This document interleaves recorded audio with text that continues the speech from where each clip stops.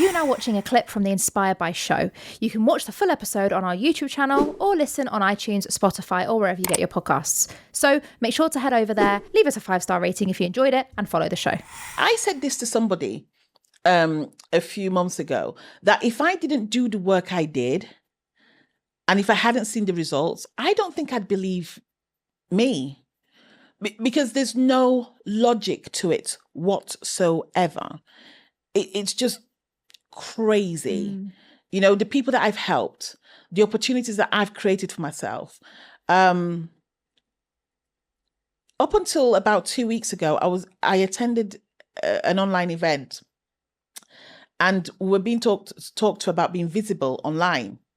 And I'm quite visible, but there's certain things that I take for granted, certain stories in my life that I take for granted. And this girl was saying, oh, you know, if you've spoken on so-and-so stage, you should mention it, blah, blah. And it dawned on me that I'd spoken on Tony Robbins stage and I'd completely forgotten about it.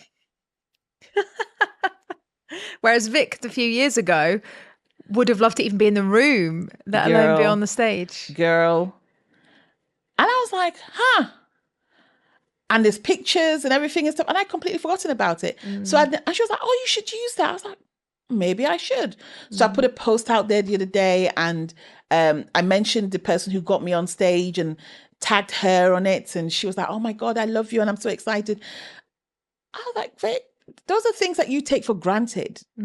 Opportunities where, because so many happen, you don't see it as a big deal. And it is a big deal because you got brought on to tell this story. That's the reason I got brought on there. They were like, tell this story.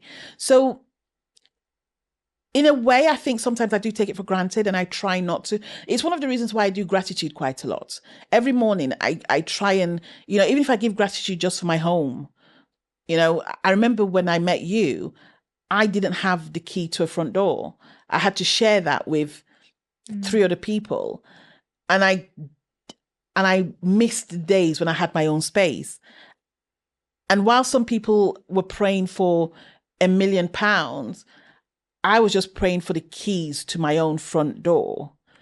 And now that I have it, it never escapes me every time I go home and go, nobody else is going to walk through that door. Nobody else, because it's mine. You know what I mean? Yeah. So it does humble you, for sure. It humbles you. But I tell you what, every morning when I wake up, I know why I'm here.